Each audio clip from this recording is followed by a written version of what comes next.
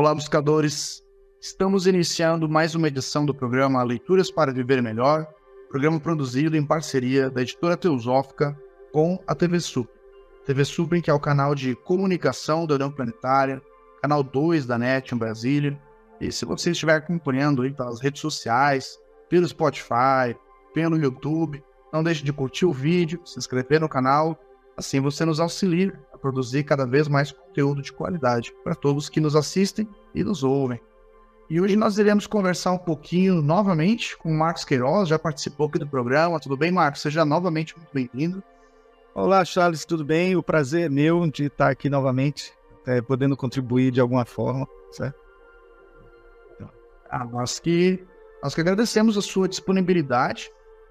O Marcos, ele é um grande colaborador, um voluntário, né, da editora Teosófica, já auxiliou na publicação de alguns livros, já desenvolveu capa de alguns livros para a editora, e ele é arquiteto, urbanista e paisagista, professor na Faculdade de Arquitetura da UFBA e membro da Sociedade Teosófica na Bahia. O artigo que nós vamos falar hoje a respeito é de autoria do Marcos e foi publicado na Revista Sofia número 101. Revista Sofia tem mais de 100 edições, é uma edição da editora Teosófica. Quem tiver interesse pode entrar nos nossos canais aí e adquirir sua assinatura ou revista avulsa.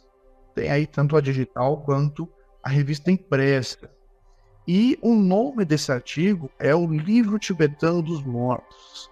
Certamente, Marcos, esse é um tema que desperta a curiosidade de muita gente, e você mesmo fala no início do artigo, né?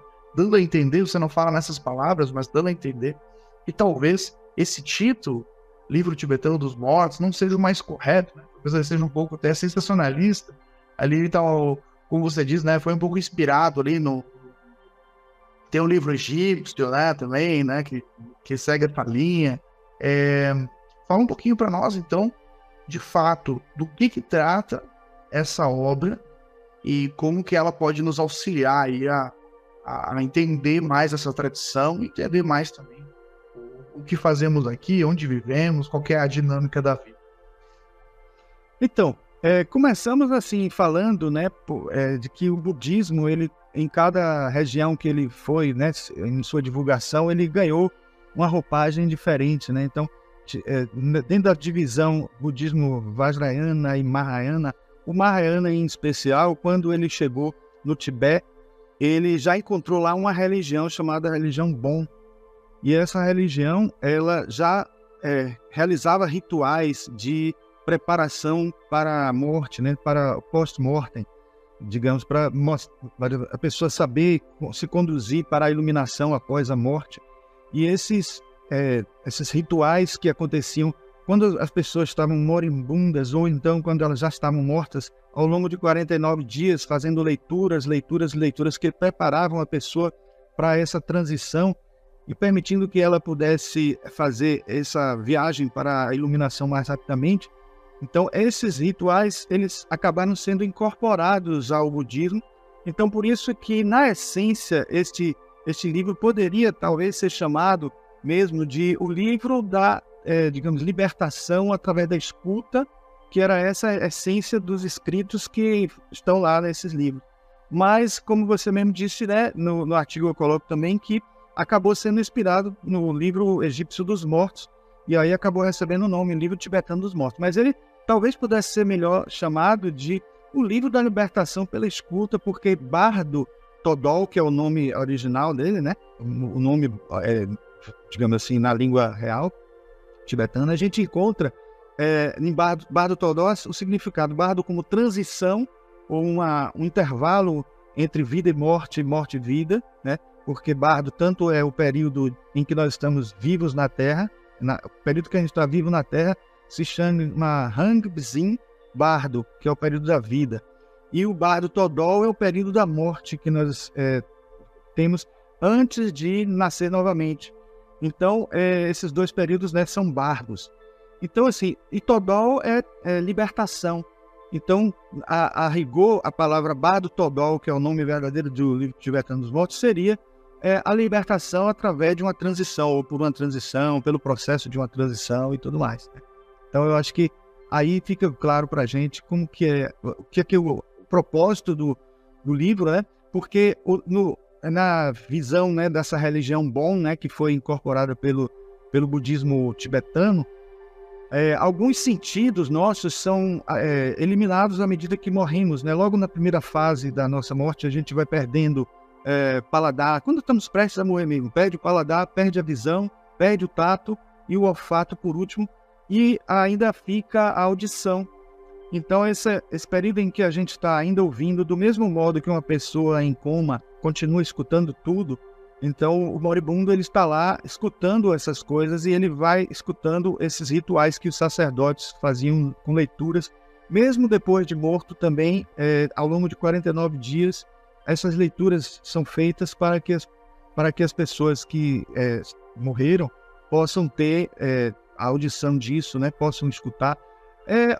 Aquele Amit Goswami, né, que é o físico famoso, que escreveu vários livros, e entre eles um best-seller dele, A Física da Alma, ele cita o livro tibetano dos mortos, e ele usa uma linguagem de física para poder falar desse momento, que ele diz que é um momento de não localidade, é uma terminologia da física, que ele diz que o morto está numa não localidade, e mesmo dessa não localidade ele consegue escutar, por um processo quântico que ele chama, é o bardo quântico para ele, né?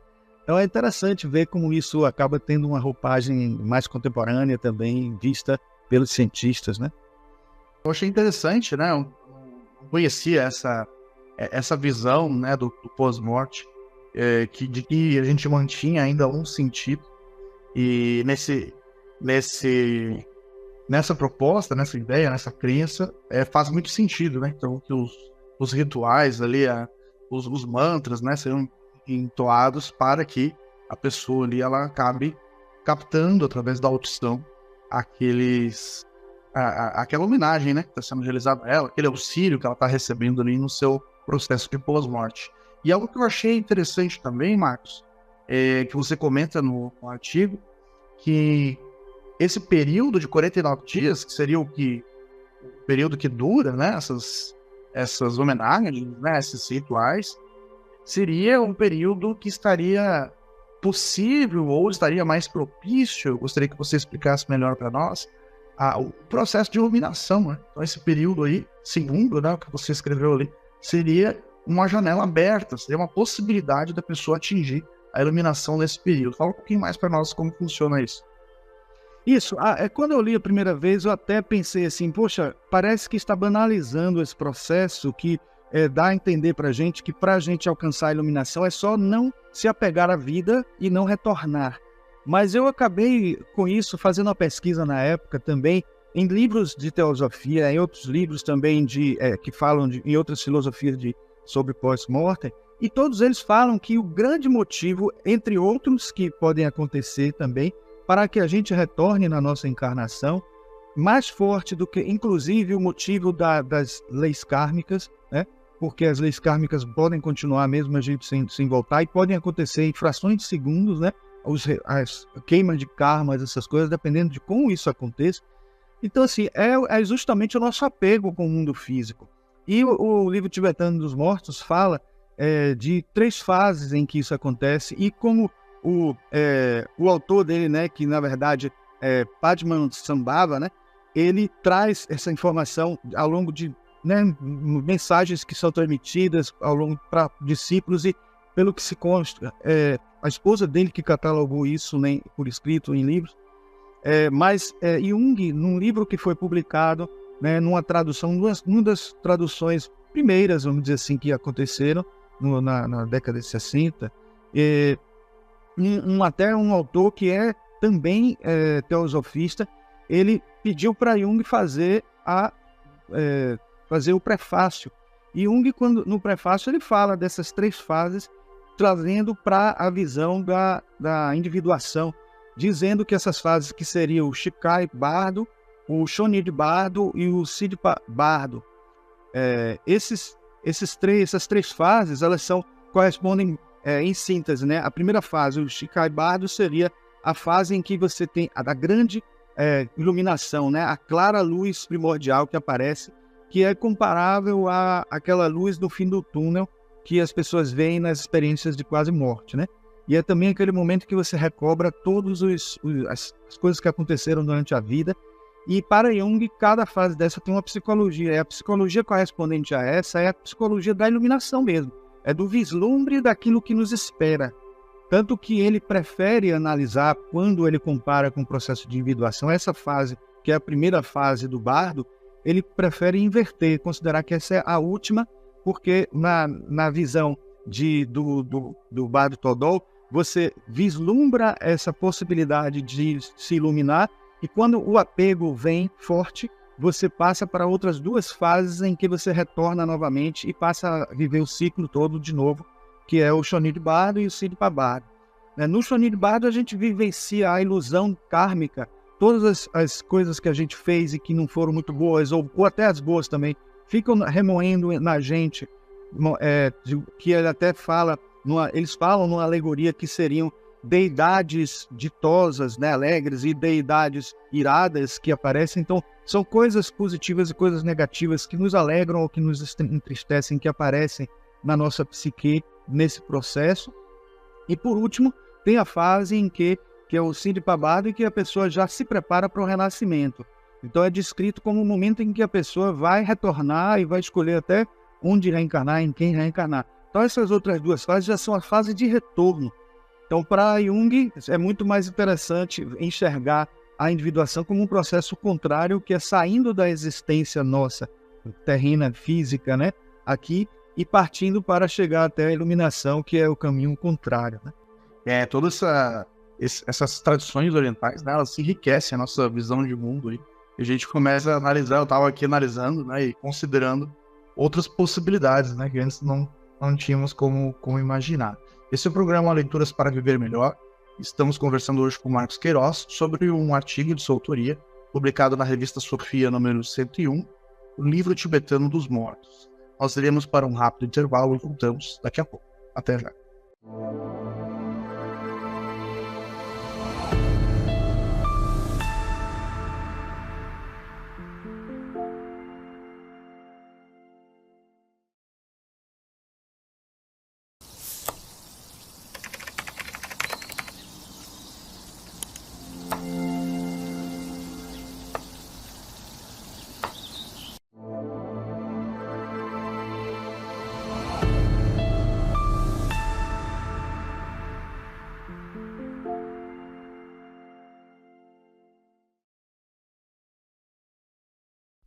Estamos de volta com o programa Leituras para Viver Melhor, hoje conversando com o Marcos Queiroz sobre um artigo de sua autoria, publicado na revista Sofia, número 101, o livro tibetano dos mortos.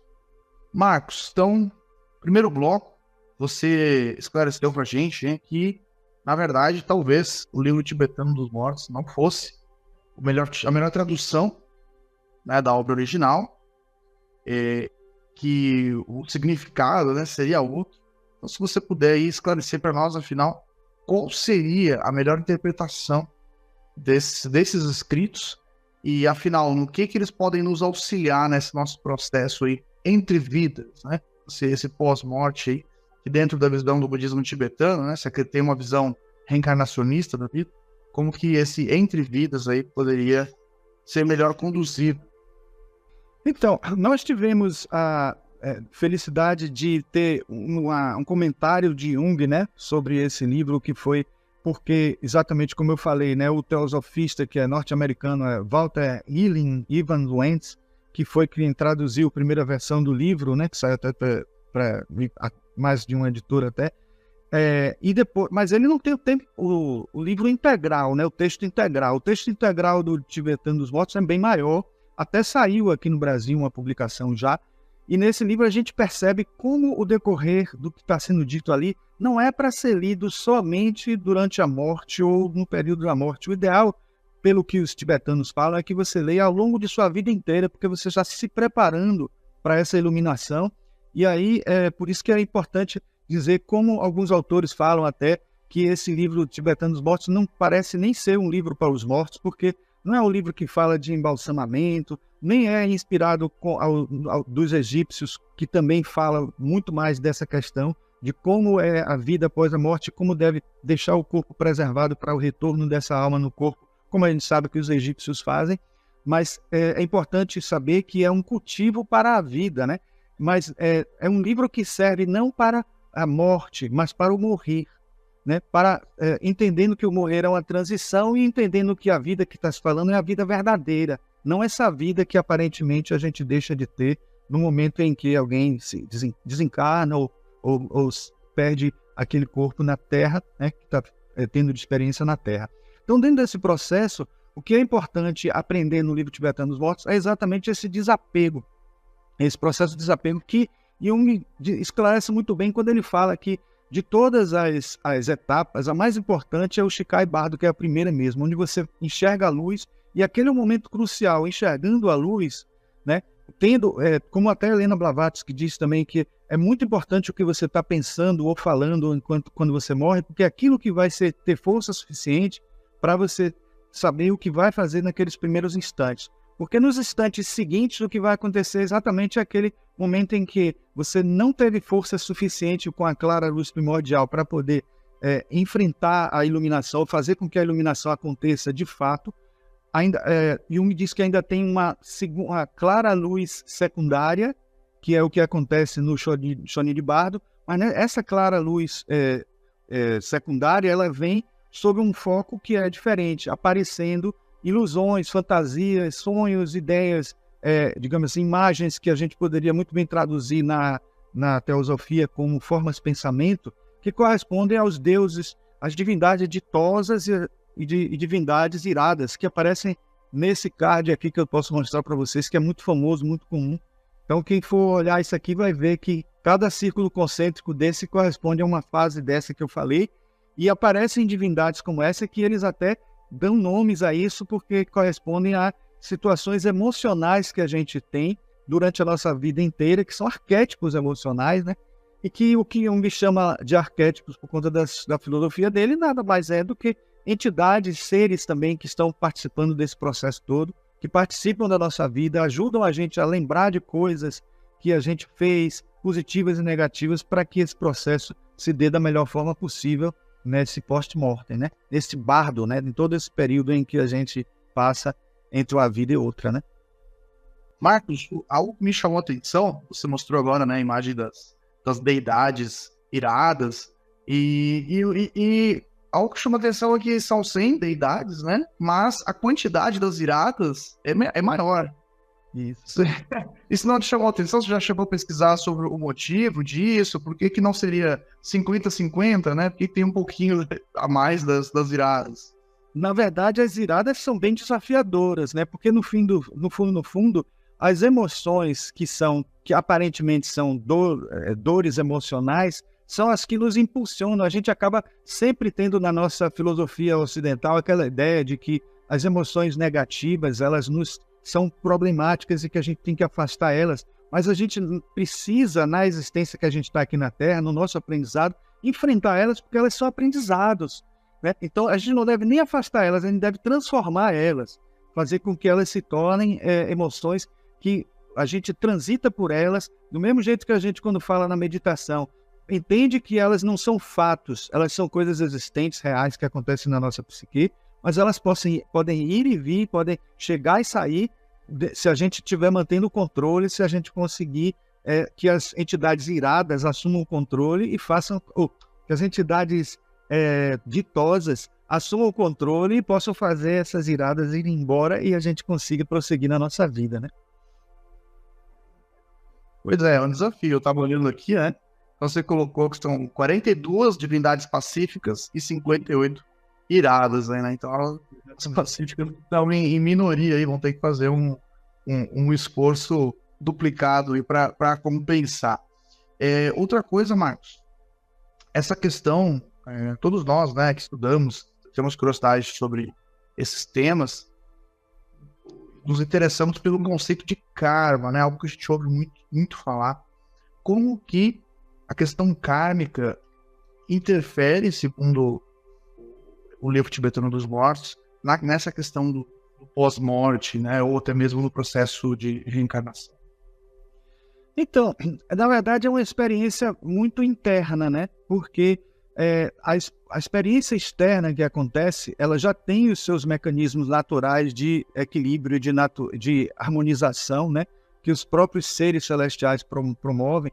Mas como a existência na Terra é uma vivência para a gente ganhar, né, um pouco mais de entendimento, de compreensão, dentro de uma vivência que seres que estão lá no alto, né, numa situação mais sutil e transcendente, não conseguem vivenciar. Então, essa experiência na Terra é uma experiência completa, porque a gente está chegando até o último, ao estágio mais denso aqui, como a gente está vivendo, e esse experimento suscita a gente a realizar coisas que não são as melhores, e isso vai provocar a lei de causa e efeito, a gente tentar recuperar isso de alguma maneira, e isso acontece internamente, acontece no nosso eu interior, porque a causa e efeito que acontece no mundo físico se resolve no mundo físico, mas acontecimentos emocionais, sentimentos de culpa, emoções dolorosas, coisas desse tipo, estão acontecendo dentro de nós.